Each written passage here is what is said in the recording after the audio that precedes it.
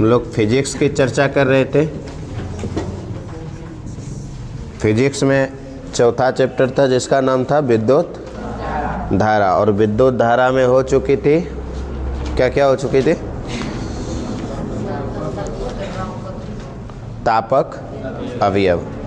अब अगला टॉपिक हम लोग देखेंगे कि नहीं लिखा था, तो 1 नंबर में लिखा होगा प्रतिरोधकता बहुत अधिक होता है या होना चाहिए, और दूसरा लिखा होगा गलनांक अत्यधिक उच्च होना चाहिए। यही दोनों लिखा था। तो वही दोनों में से एक चीज़ें तुमको पढ़नी है, पहला हेडिंग लगानी है कि प्रतिरोधकता बहुत अधिक क्यों होनी चाहिए। ये चीज़ समझना है कि प्रतिरोधकता अधिक क्यों होनी चाहिए।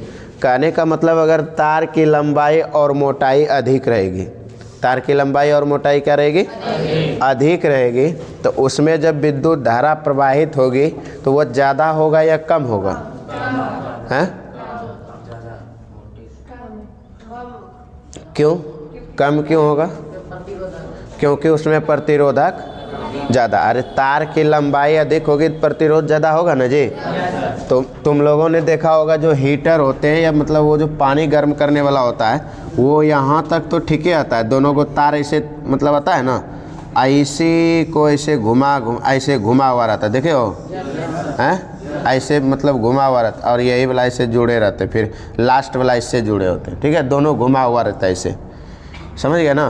तो इसके तार की लंबाई को क्या कर देता है? बढ़ा दिया जाता है। जब तार की लंबाई बढ़ा दी जाती है और इसकी क्वालिटी घटा दी जाती है। क्या घटा दी जाती है? क्वालिटी। अब देखो कि ये स्टील के रहते हैं, ये लोहे के रहते हैं ना, ताकि उसमें क्या हो? विद्युत प्रतिरोध ज़्यादा हो। प्रतिरोध क्या हो? ज़्यादा। जब प्रतिरोध ज़्यादा उत्पन्न होगा तो उसमें क्या उत्पन्न होगी? ज़्यादा ऊष्मा उत्पन्न होगी। ज़्यादा जब ऊष्मा उत्पन्न होगी तो पानी गर्म हो जाएगी। बात समझ रहे हैं बात को? तो यही कारण होता है कि इसकी तार की लंबाई और मोटाई, ये मोटा भी देखते हुए रहता होगा, है ना। तो तार की क्वालिटी खराब वाला हो और मोटा हो तो ज़्यादा प्रतिरोध उसमें रहेगा। ज़्यादा प्रतिरोध रहेगा तो क्या हो जाएगा? ज़्यादा ऊष्मा उत्पन्न होगी, और ज़्यादा ऊष्मा उत्पन्न होगी तो जल्दी से पानी गर्म होगा, जल्दी से रूम गर्म होगा, या और सब चीज़ में यही कंडीशन होते हैं, ठीक है। इस लेकर के उसका क्या अत्यधिक रहना चाहिए? प्रतिरोधकता अधिक रखता है। दूसरी बात कहता है गलनांक अधिक। गलनांक अधिक कहने का मतलब गलनांक होता क्या चीज़ है? जैसे मैं छोटी सी बात बताता हूँ कि एक पेपर है, एक क्या है? पेपर है। मान लो ये पेपर है, इस पेपर पे हमने आग लगाए। क्या लगाए? आग लगाए, और ये 2 सेकंड तक रखे। कितने सेकंड तक रखे? 2 सेकंड तक रखे। तो ये पेपर जल गया। ध्यान से समझना, आग लगाए और 2 सेकंड में जल गया।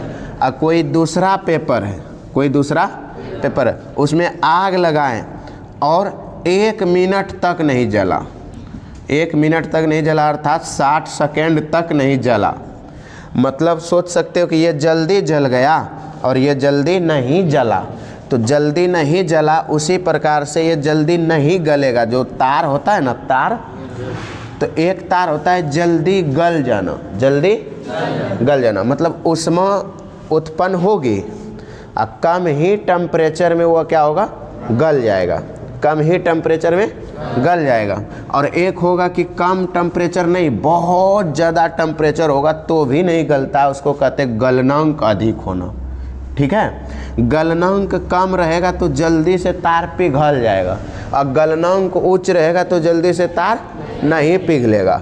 ये वाला वायर है ना, ये वाला अभी जो लास्ट में जुड़ा, ये फैन में जुड़ा हुआ है वायर, तो ये वायर क्या है जानते हो? ये अत्यधिक ताप सहन नहीं कर पाएगा। अत्यधिक ताप सहन नहीं कर पाएगा, क्योंकि इसका गलनांक कम है। इसका गलनांक क्या है? कम है। लेकिन जितने भी तापक होते हैं, जितने भी हीटर होते हैं या और सब चीज़ें होते हैं, पानी गर्म करने वाला होता है, या जो भी पदार्थ होते हैं, उसमें क्या होते हैं?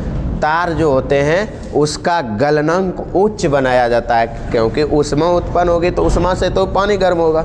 अब मान लेते हैं जैसे ऊष्मा उत्पन्न हुआ, हीट हुआ, तारे गल गया, है ना, तो तार गल जाएगा तो काम होगा? नहीं होगा, समझ रहे। और तू देखता होगा कि पूरा लाल लाल हो जाता है, देखियो, लाल लाल होगा, पिघल जाएगा, तब की होगा? नहीं पिघलेगा। इसलिए नहीं पिघलेगा क्योंकि इसका गलनांक उच्च है, कम नहीं उच्च है, अधिक है।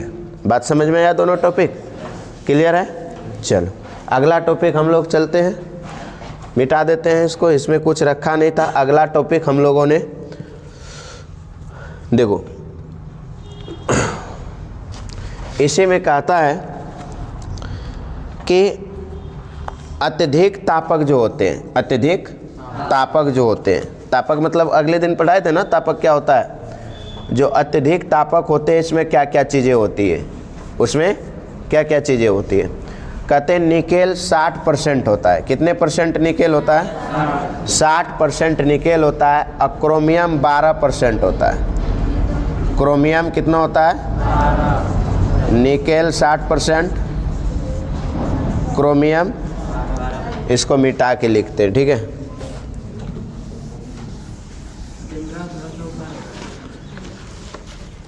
क्या होगा? नीच हो गया है, मतलब यहाँ नहीं दिखता है। अच्छा कर दो, नहीं होगा, देखना।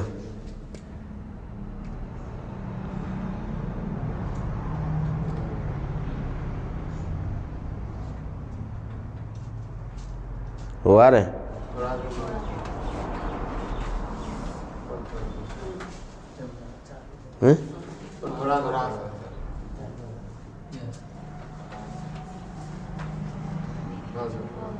हो गया? चलो, हमने कहा कि जिसका गलनांक जो उच्च होते हैं, गलनांक उच्च होना चाहिए, उच्च होना चाहिए। जब ये गलनांक उच्च होगा तो क्या क्या होगा, यही चीज़ हम बात कर रहे हैं। तो ऐसी कौन सी पदार्थ है जिसका गलनांक उच्च होना चाहिए, उसमें क्या क्या होता है। जैसे कि निकेल होता है। क्या होता है? निकेल होता है। निकेल की बात करें तो कितने परसेंट रहते हैं? 60% रहते हैं। निकेल कितने परसेंट होते हैं? 60% रहते हैं। दूसरा पदार्थ इसमें कौन रहता है? क्रोमियम। क्रोमियम जो होते हैं कितने परसेंट होते हैं? 12% होते हैं। क्रोमियम कितने परसेंट होते हैं दोनों? 12% होते हैं। और मैग्नीज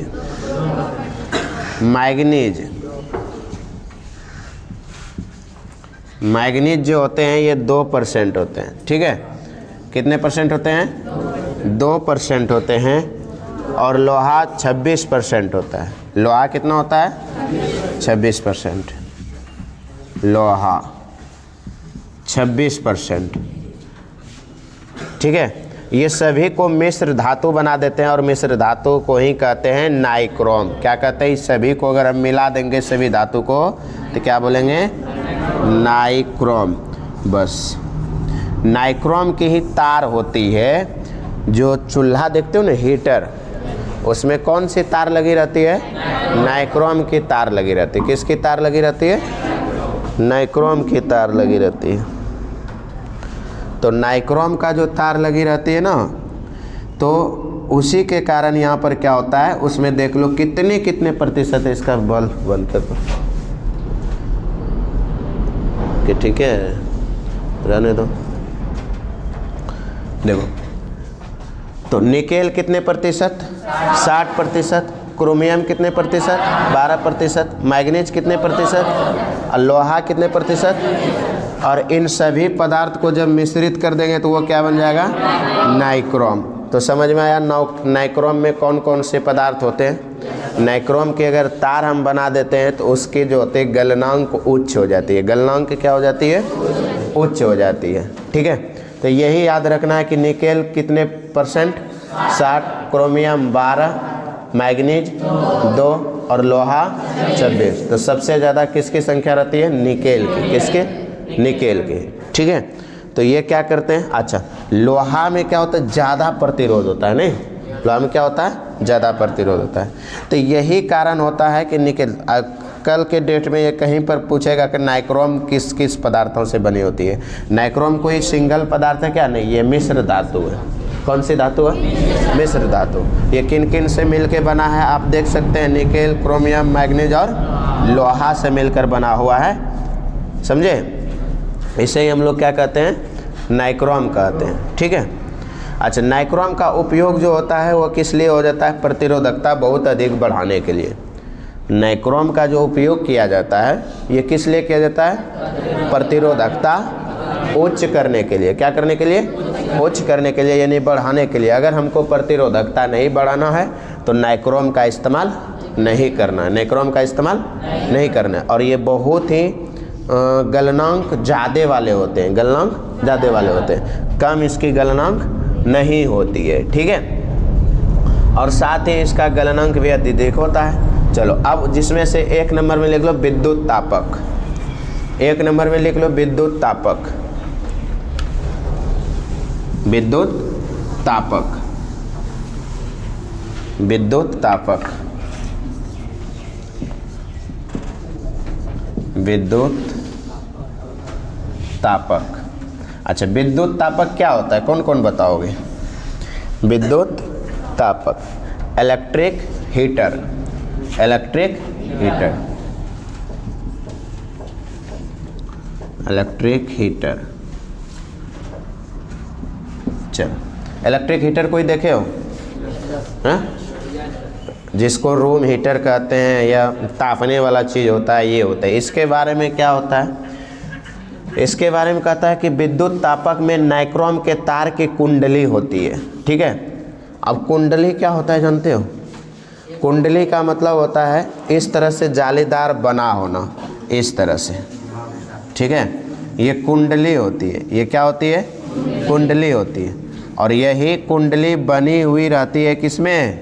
इस विद्युत तापक में, विद्युत तापक में। ये जो कुंडली बनी होती है किस पदार्थों की बनी होती है? नाइक्रोम तार की बनी होती है। किसकी बनी होती है? नाइक्रोम तार की बनी होती है। कौन सी? ये कुंडली, ठीक है। अच्छा, क्यों कुंडली बनी होती है? जितना इसकी तार की लंबाई बढ़ेगी, जितनी इसकी तार की लंबाई बढ़ेगी उतनी इसमें प्रतिरोधक बढ़ेगा। क्या होगा? उतना ही इसमें प्रतिरोधक बढ़ेगा। और जितना प्रतिरोधक बढ़ेगा उतना ऊष्मा उत्पन्न होगा, उतना ही ऊष्मा उत्पन्न होगा। अगर इसके घेरों की संख्या, यानी कि कहने का मतलब है कुंडली की संख्या कम कर दें तो लंबाई कम हो जाएगी, और लंबाई कम हो जाएगी तो प्रतिरोध भी कम हो जाएगा, और प्रतिरोध कम हो जाएगा तो ऊष्मा उत्पन्न भी कम होगा। बात समझ में आया? इस लेकर के तार की लंबाई बढ़ाने से प्रतिरोध बढ़ती है। प्रतिरोध क्या होती है? बढ़ती है, ठीक है। जैसे में कि चीनी मिट्टी, क्या चीनी मिट्टी हो गया, अभ्रक हो गया, ये सभी चीज़ विद्युत रोधी पदार्थ होते हैं। इसी विद्युत रोधी पदार्थ में ये सारे सेट किया जाता है। अगर ये विद्युत रोधी पदार्थ में नहीं देगा तब तो करंट फैल जाएगा। क्या फैल जाएगा? करंट फैल जाएगा। अब सीधी सी बात है कि प्लास्टिक में जैसे दोगे, किस में दोगे? प्लास्टिक में। तुम लोगों ने देखा होगा कि बोर्ड का फ्यूज जो है प्लास्टिक में बने होते हैं, क्योंकि इसमें नॉर्मल यूज होते हैं। क्या यूज होते हैं? नॉर्मल। ज़रा इसमें तुम हीटर लगा के देखो तो, क्या लगा के देखो? हीटर, तो ये पिघला देगा। रीज़न ये होता है कि जब हीट होगा तो प्लास्टिक को पिघला देगा वो। इस लेकर के किसके बनाए जाते हैं? चीनी मिट्टी के बनाए जाते हैं। और किसके बनाए जाते हैं? अभ्रक के बनाए जाते हैं। ये सब मिला करके क्या कर देते हैं हम लोगों ने? बनाते हैं विद्युत रोधी पदार्थ, ठीक है। कहते हैं कि विद्युत रोधी पदार्थ पर फैली रहती है कौन? ये नाइक्रोम की तार। जैसे मान लेते हैं ये विद्युत रोधी पदार्थ है, तुम लोगों ने देखा होगा कि 200-250 रुपया में चूल्हा देता है। क्या देता है? चूल्हा देता है। अभी भी तुम इलेक्ट्रिक वाला दुकान में जाओगे 300-400 में चूल्हा देगा। उस 300-400 चूल्हा में ये जो नीचे प्लेट बनी रहती है, ये किसकी बनी रहती है? नहीं, प्लेट जो बनी रहती है ये रहती है चीनी मिट्टी और अभ्रक की। और इसी के ऊपर ऐसे खांचेदार नुमा रहता है इसे, ठीक है, ऐसे ही रहता है, समझे। इसी खांचेदार में जो है नाइक्रोम की तार फंसी रहती है। जहाँ जहाँ खांचा है वैसे नाइक्रोम स्प्रिंग जैसा इसमें लगी रहती है इसे, ठीक है। स्प्रिंग जैसा लगी रहती है। अब स्प्रिंग जैसा लगने के बाद क्या होता है, यहाँ से दोनों का स्विच इस जगह है, इसका भी इधर है इस जगह। अब यहाँ पे डायरेक्ट इसमें क्या लगा दिया, तार लगा दिया हीट करने के लिए। तो दोनों तरफ से जाएगा तो इसमें जितने भी जाली नुमा उसका जाली पूरा एकदम, तो तार की लंबाई बढ़ती है तो उसका प्रतिरोध भी बढ़ेगा। अब प्रतिरोध बढ़ जाएगा तो ऊष्मा बढ़ जाएगा, तो इसको फटाक से क्या करता है, लाल होना स्टार्ट कर देता है। तो ये अगर प्लास्टिक का रहेगा या और किसी चीज़ का रहेगा, लोहे का रहेगा, तो इसमें करंट आ सकती है। करंट क्या हो सकती है, आ सकती है, करंट फैल सकती है। इसलिए कि इसका बॉडी भी चीनी मिट्टी का बनाया जाता है और इसका जो प्लेट होता है नीचे का, ये वाली प्लेट जो होता है, ये प्लेट भी चीनी मिट्टी और अवरक जैसी पदार्थों से मिला करके बनाई जाती है। और इसके ऊपर जब हीट हो जाता है तो यहाँ पर कोई भी वस्तु रख दिया जाता है, बर्तन, पानी, दूध, कुछ भी, चावल, तो यहाँ पर बनना स्टार्ट हो जाता है उसके हीट से, उसके हीट से। इसमें थोड़ा सा खतरा ये रहता है कि अगर पानी गिर जाए या चावल बनाते हो तो चावल का थोड़ा उधियाता है कि नहीं उधियाता, अगर पानी गिर जाए, यदि कुछ हो जाए तो यहाँ पे क्या हो जाता है, थोड़ा सा खतरा महसूस हो सकता है। इसलिए करके ये सेफ्टी नहीं है, ये सेफ्टी नहीं है। ऐसे टेम्प्रोरी यूज के लिए ठीक है, लेकिन पूरा बढ़िया से सेफ्टी नहीं है। सेफ्टी क्या है, इंडक्शन। सेफ्टी क्या है, इंडक्शन। इंडक्शन भी दो प्रकार के होते हैं। इंडक्शन भी क्या होते हैं, दो प्रकार के होते हैं। वो इंडक्शन एक होता है कि कोई सा भी बर्तन उस पर चढ़ सकता है। अब कोई सा बर्तन कैसे चढ़ेगा ये चीज़ जानो।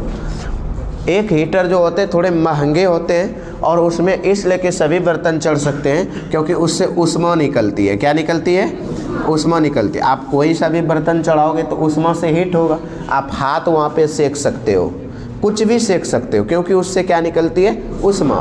किसके तरह निकलती है, इसी के तरह ऊष्मा निकलती है। और एक इंडक्शन होती है उसमें ऊष्मा वगैरह कुछ नहीं निकलती, ऊष्मा वगैरह कुछ नहीं निकलती। वो सिर्फ उसके चढ़ने वाले जो बर्तन होते हैं वो अलग होते हैं। बर्तन भी क्या होते हैं, अलग होते हैं। वो एक दूसरे से ऐसे कनेक्ट होते हैं। कनेक्ट होगा तब उसके प्रतिक्रिया होकर के वो जो है पानी गर्म होगा, दूध गर्म होगा या खाना बनेगा, ठीक है। लेकिन अगर उसको तुम ऐसे टच भी कर लोगे तो ना करंट लगेगी ना हीट आएगी। लेकिन ये वाला जो है, जो थोड़ा महंगी वाली है, उस पर हीट आता है क्योंकि उस पर कोई सा भी बर्तन चढ़ा सकते हो, कोनो दिक्कत नहीं होता है। तो यही सब कारण होते हैं विद्युत तापक। तो विद्युत तापक में ये जो नीचे बनी रहती है, किसकी प्लेट बनी रहती है, चीनी मिट्टी और अवरक जैसे पदार्थों से बनी रहती है। और उसी पे खाचा नुमा रहता है। क्या रहता है, खाचा नुमा बना रहता है। और इसी खाचा नुमा पे क्रोमियम का तार, किसका, क्रोमियम का तार क्या रहता है, बिछा हुआ रहता है। क्या रहता है, क्रोमियम का तार बिछा हुआ रहता है, डिजाइन बना हुआ रहता है। और उसी को हम लोग क्या कहते हैं, बिजली का चूल्हा या हीटर कहते हैं। क्या कहते हैं, बिजली का चूल्हा या हीटर कहते हैं। फिर आता है विद्युत केतली। विद्युत केतली, इलेक्ट्रिक केटल। तो इलेक्ट्रिक केटल जो होता है ये क्या होता है, इसे मग जैसा होता है। किसके जैसा होता है, मग जैसा होता है। नहीं, चाय पीने वाला केतल नहीं, पानी गर्म करने वाला, ठीक है।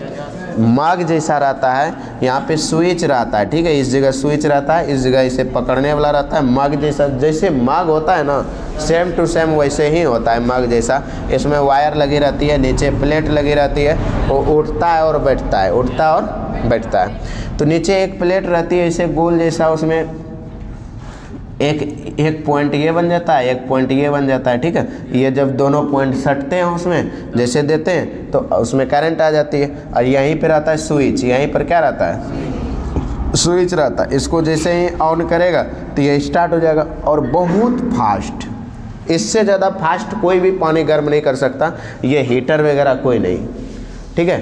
तो सबसे ज़्यादा पानी गर्म कौन करता है, इलेक्ट्रिक केटल। बहुत ज़्यादा, मतलब 1 मिनट में तुम्हारे ये पानी पूरा हीट कर सकता है, ठीक है। दिया और तत्काल में तुम पानी गर्म कर सकते हो, एकदम जस्ट तुरंत, ठीक है। ये होते हैं केटल, इलेक्ट्रिक केटल। तो सभी में वही चीज़ बने रहते हैं। ये स्टैंड में नहीं बने रहते हैं, ये इसी में अंदर में बने रहते हैं। स्टैंड तो ये हो गया, स्टैंड तो सिर्फ रखने के लिए, वायर इसी से जुड़ा रहता है, स्टैंड से।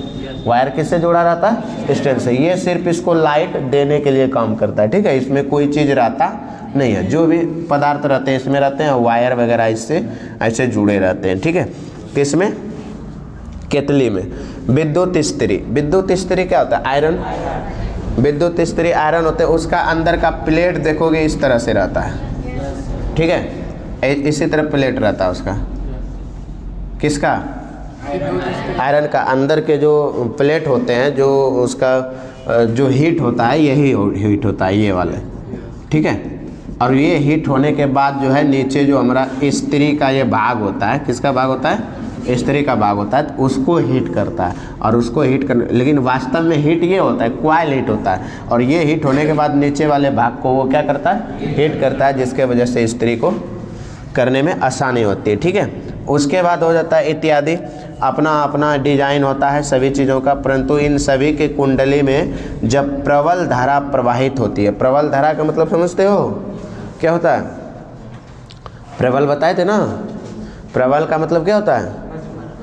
मजबूत है, एकदम स्वच्छता प्रकार से, ऐसा नहीं कि मतलब जैसे तैसे हो रहा है, कभी बेस कभी कम, कभी ज़्यादा कभी कम, ऐसा नहीं। एक साथ एक समान और प्रबल मजबूत धारा, ज़्यादा धारा है ना, ज़्यादा विद्युत धारा प्रवाहित होती है, उन सबों में क्या होती है? तो होती है, तब यह गर्म होकर ऊष्मा उत्पन्न करती है। कभी कम कभी ज़्यादा होगी तो वह ऊष्मा उत्पन्न नहीं होगी, हमेशा उसको वोल्टेज ज़्यादा ही चाहिए होता है, ठीक है, तब जाकर के वो क्या हो जाती है? गर्म हो जाती है। ये थे विद्युत तापक के बारे में।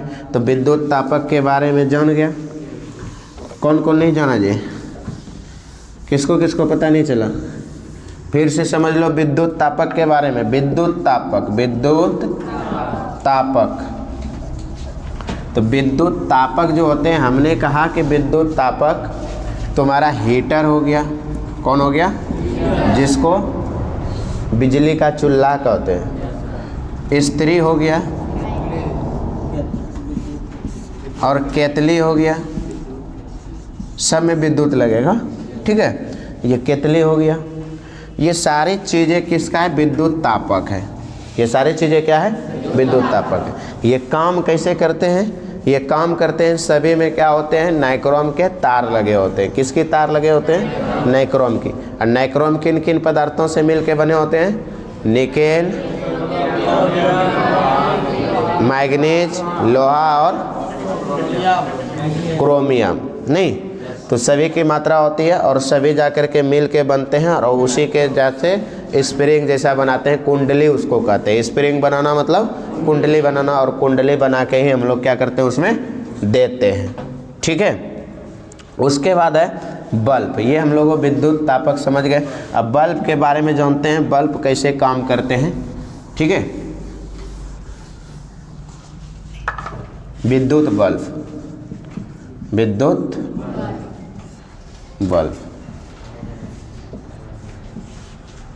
विद्युत बल्ब कैसे कार्य करते हैं? कोई बताओगे?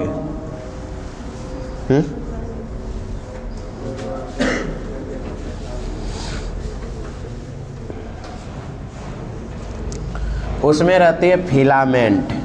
कौन रहता है? फिलामेंट। फिलामेंट को देखे हो तुम लोग? जैसे देखो ये बल्ब होती है, हाँ 100 वाट वाली, ये बल्ब है।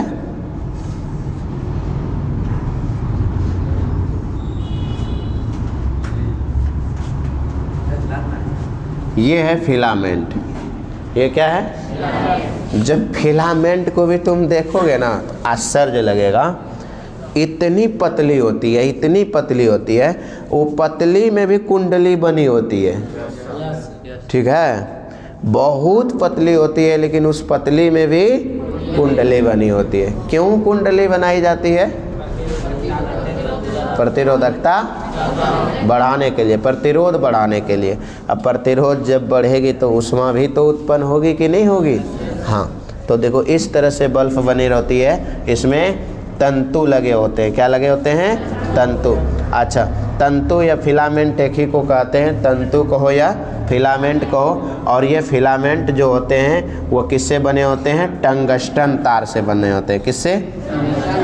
टंगस्टन। कौन से? टंगस्टन। टंगस्टन, ये टंगस्टन से बनी होती है। समय तो लोग का क्या देते हैं जी? क्या आता है? ये भवानीपुर वाला तो और चुट्टा है। सो के क्या बजे जगह था हैं? वो भवानीपुर वाले बोल रहे हैं हैं? कहाँ गया था बराती? तब बिहार में कुछ कर रहा था रे? खेत पटा रहा था। भोरे भोर तो खेते पटा रहा था।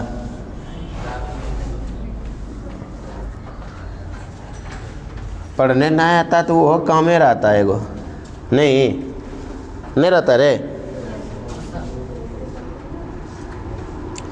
तो बताओ ये जो कुंडली बनी होती है ये किसकी बनी होती है? टंगस्टन तार होती है। क्या होती है? टंगस्टन तार होती है। तार किसकी? टंगस्टन की। और यही क्या होती है? कुंडली बनी होती है और कुंडली बन करके इसके अंदर आती है। उसे ही हम लोग तंतु या फिलामेंट कहते हैं। तंतु या क्या कहते हैं? फिलामेंट। तो बल्ब में जो वो कुंडली बनी होती है, देखो हल्ला, बल्ब में जो कुंडली बनी होती है वो किसकी बनी होती है? टंगस्टन की। तब अरे टंगस्टन की बनी होती है। कहता क्या है? उसको फिलामेंट कहते हैं। हम ये बात बोल रहे हैं तंतु या फिलामेंट कहते हैं, लेकिन कहेगा बनी किससे होती है? तो टंगस्टन से बनी होती है। ठीक है, तुमसे सीधे प्रश्न पूछेगा कि बल्ब के फिलामेंट किस पदार्थों से बनी होती है। बस डायरेक्ट यही सवाल पूछ देगा तुमसे ऑब्जेक्टिव में। ठीक है, तो किससे बनी होती है? टंगस्टन से बनी होती है। कहता है ये तंतु मोटे आधारित तारों द्वारा धातु के दो स्पर्शक बटनों या स्टैंडों से जुड़ा रहता है। यहाँ पर देखेगा, यहाँ पर बटन रहता है। इसे देखो, मोटे बटन जो होते हैं एकदम मोटे खुट्टियों से ये सटे होते हैं। मतलब मोटका मोटका दो खुट्टी होता है ना जी, इसमें इधर से नीचे सटता है। आई स्प्रिंग जैसा रहता है, इसमें खुटुक से सट जाता है और उतारोगे तो खुटुक से बाहर निकल जाता है। आई स्प्रिंग काहे ले दिया है जानते हो? हैं? स्प्रिंग इसलिए के देता है कि मान लो फिक्से रखेगा। क्या रखेगा? फिक्स रखेगा। तो फिक्स रखेगा तो जरा सा होल्डरवा में इस जगह छेदवा रहता है ना दोनों साइड से, इसको जब लगाओगे तो छेद धीरे धीरे बड़े हो जाता है। और जब बड़े हो जाता है तो ये जैसे बल्ब हल्का सा नीचे आएगा तो इस दोनों का संपर्क छूट जाएगा। और जब संपर्क छूट जाएगा तो बोलो विद्युत धारा प्रवाहित होगी। और जब विद्युत धारा प्रवाहित नहीं होगी तो बल्ब जलेगा?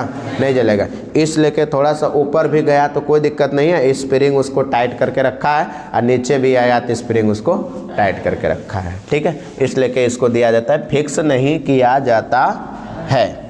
ठीक है, तो किससे जुड़ा रहता है? दो मोटे मोटे बटन होते हैं। स्पर्शक का मतलब छूने वाला, मोटे मोटे बटन, उसी में ये क्या होते हैं? जुड़े रहते हैं। कौन कौन जुड़े रहते हैं? फिलामेंट, है ना। तंतु एक कांच बल्ब में बंद रहता है। ये जो तंतु है, ये जो फिलामेंट है, किस में बंद रहता है? कांच में। ये कांच वाला है, ये चारों साइड से क्या रहता है? कांच रहता है। इसी में ये क्या रहता है? बंद रहता है। अब बल्ब के अंदर निम्न दाब पर नाइट्रोजन। अच्छा, निम्न दाब क्या होता है जानते हो? हैं? दाब पहले जानते हो? प्रेशर। अगर अभी हमारे शरीर का प्रेशर बढ़ जाए, दाब बढ़ जाए, तो हमारा शरीर चिथड़ा चिथड़ा हो जाएगा। ब्लड का प्रेशर बढ़ जाए तो ब्लड नस फाड़ के बाहर निकल जाएगी। ठीक है, नस फाड़ के, शरीर फाड़ करके वो बाहर निकल जाएगी। जैसे गुब्बारा होता है ना, गुब्बारा में वायु देते तो उसका प्रेशर बढ़ता है। अब प्रेशर बढ़ता है तो फाड़ के बाहर निकल जाता है। और वही कम मात्रा में क्या देते हो? हवा देते हो तो उसका प्रेशर क्या रहता है? कम रहता है। दाब क्या रहता है? कम रहता है। तो वह तोड़ के बाहर नहीं निकलेगा। उसी प्रकार से ये जो कांच का बल्ब है ना, इसे आकृति नुमा बना हुआ, उसमें निम्न दाब पर, किस दाब पर? निम्न दाब, मैंने कम मात्रा में, ज़्यादा नहीं। ज़्यादा देगा तो एकदम कुछ कुछ के पूरा हो जाएगा तो फाड़ के बाहर निकल जाएगा, नहीं निकलेगा। हाँ, तो इस लेकर के निम्न मात्रा में उसमें क्या भरे जाते हैं? नाइट्रोजन और आर्गन जैसे निष्क्रिय गैसों का मिश्रण उसमें दिया जाता है। किसका? आर्गन और नाइट्रोजन का मिश्रण। और वो कैसी गैस होती है? निष्क्रिय गैस। ठीक है, यही दोनों गैस इस बल्ब के अंदर भरे जाते हैं। उच्च दाब पर या निम्न दाब पर? निम्न दाब पर। क्यों निम्न दाब पर भरे जाते हैं? हाँ? क्योंकि बल्ब से बाहर फटके ना निकले, फटकर बाहर ना निकले। यदि फिलामेंट जो है हवा के माध्यम में आ जाएगी तो क्या होगी? ऑक्सीकृत होगा। देखो हवा में क्या रहता है? ऑक्सीजन। हवा में क्या रहता है? ऑक्सीजन। और ऑक्सीजन रहते हैं तो हवा जैसे उसमें प्रवेश करेगी या उसके संपर्क में आएगी, प्रवेश करेगी या संपर्क में आएगी तो क्या होगा? ऑक्सीकृत होगा। और ऑक्सीकृत होने के बाद क्या हो जाएगा? वो क्षण भंगुर हो जाएगा। क्षण भंगुर। क्षण भंगुर का मतलब टूट जाना, चूर हो जाना, कमज़ोर हो जाना, मतलब उसकी शक्ति हीन हो जाना। शक्ति हीन हो जाता है। क्या हीन हो जाता है? शक्तिहीन हो जाता है और भंगुर होकर के वह टूट जाता है। इसलिए फिलामेंट जिस कांच बल्ब के भीतर व्यवस्थित रहता है उसकी हवा निकाल कर निष्क्रिय गैस भर दी जाती है। ठीक है, तो तुमसे सीधे प्रश्न पूछेगा कि कांच के बल्ब या बिजली के बल्ब में कौन सी गैस भरी रहती है, तो ऑप्शन पहले आएगा निष्क्रिय गैस या और कोनो गैस, तो निष्क्रिय गैस भरी रहती है। लेकिन कौन कौन से निष्क्रिय गैस? तो बहुत सारा गैस है। नहीं, निष्क्रिय गैस भी बहुत सारा गैस है, लेकिन निष्क्रिय गैस में कौन कौन सी गैस? नाइट्रोजन और आर्गन। नाइट्रोजन और आर्गन ये दोनों मिश्रित गैस भरी होती है और निम्न दाब पर या उच्च दाब पर? निम्न दाब पर। ठीक है, और इसके जिसमें ये भरा जाता है उसका सारा ऑक्सीजन क्या कर लेता है? बाहर निकाल लिया जाता है, हवा बाहर निकाल दिया जाता है, तब जाकर के ये दोनों दिया जाता है। अगर उसी के बीच में ये चल जाए तो ऑक्सीकृत होकर के वो क्या हो जाएंगे? टूट जाएंगे, फट जाएंगे, या किसी भी प्रकार से लीकेज होने के कारण वो क्या हो जाते हैं? ब्लास्ट कर जाते हैं। ठीक है, तुम लोगों ने बल्ब को ब्लास्ट होते हुए देखा है कभी? हाँ, नहीं देखे हो? देखा? अब घर पे कभी उसको ऑक्सीजन भर के मत ब्लास्ट करना, ठीक है? नहीं तो नाक कान मुंह सब भसक जाएगा, समझे ना? हाँ, तो देखो यहाँ पे क्या होता है, यहाँ से प्रॉब्लम होती है, इसके बीच एगो अथी रहती है, इस जगह से पत्थर लाता, देखे हो? और यहाँ से अगर वो हिलने डुलने के कारण से अगर किसी भी प्रकार से ऑक्सीजन प्रवेश कर जाती है तब ये हालात होती है इसकी, है ना? ऐसे तो उसकी हालात नहीं होती है, उसमें गैस भरी रहती है और वो फिलामेंट भले ठोकर लगने के वजह से टूट जाती है। फिलामेंट क्या हो जाती है? ठोकर वोकर लगने के वजह से टूट जाती है, लेकिन ऐसा कुछ होता नहीं है। लेकिन जब भी ऑक्सीजन इसमें प्रवेश करती है तब जा कर के ये ब्लास्ट होता है, या फिर काला टाइप का पूरा बल्ब ही काला हो जाएगा। ठीक है, आग लगने की संभावना अत्यधिक होती है। किसमें? बल्ब में। ठीक है,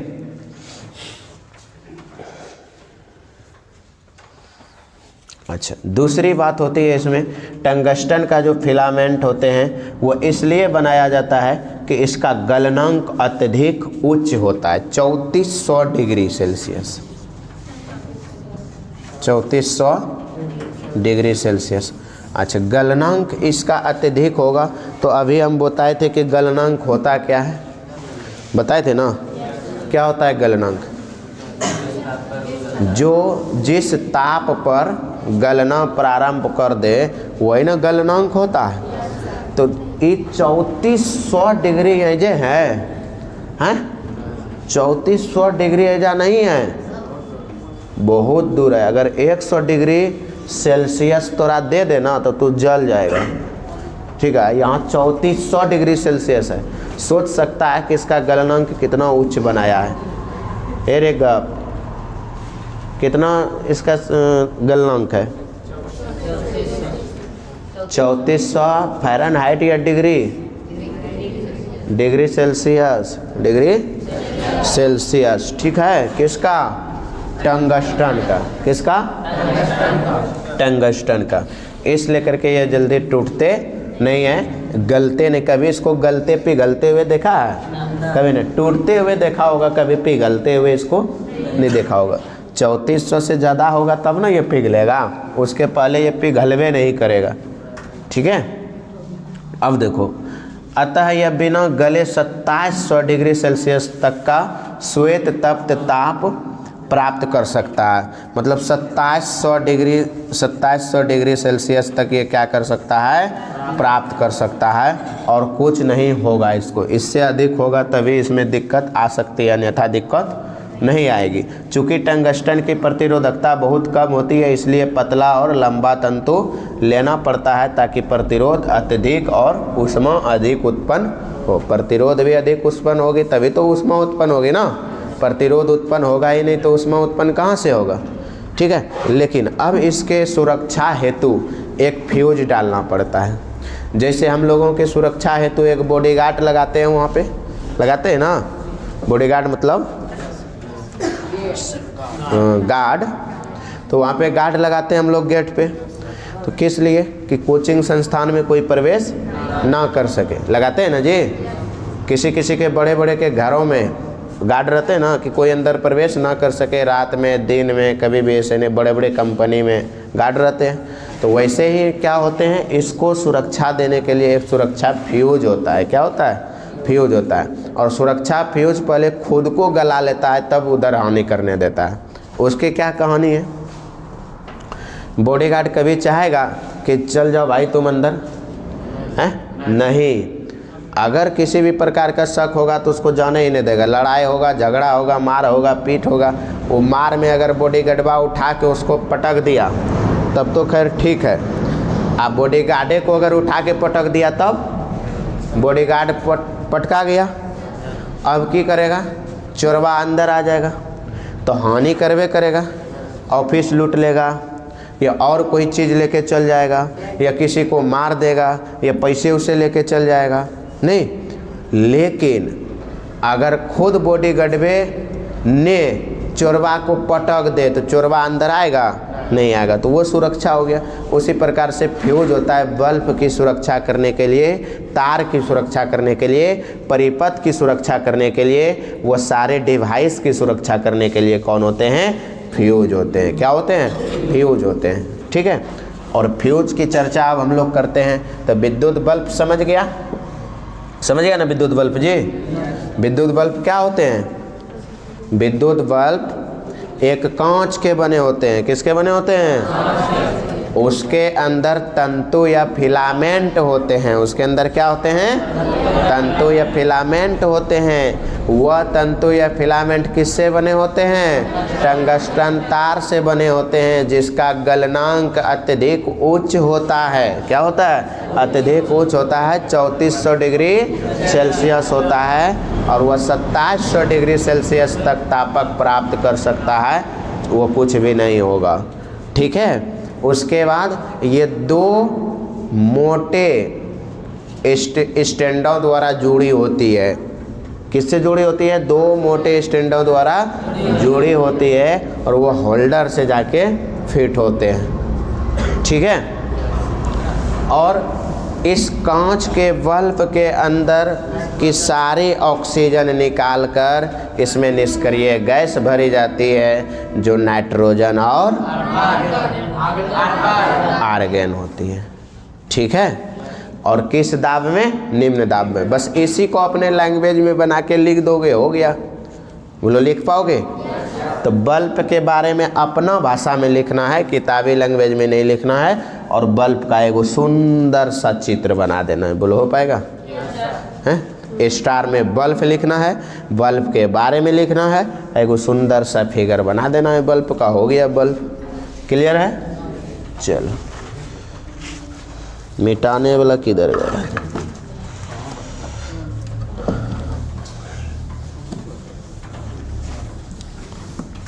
विद्युत तापक भी लिख पाओगे, विद्युत तापक लिख लोगे ना। तो एक नंबर में विद्युत तापक लिखना है, क्या लिखना है, विद्युत तापक। दो नंबर में विद्युत बल्ब लिखना है, विद्युत बल्ब लिखना है, और 3 नंबर में अब पढ़ने वाले हैं फ्यूज। क्या पढ़ने वाले हैं, सुरक्षा फ्यूज, सुरक्षा फ्यूज।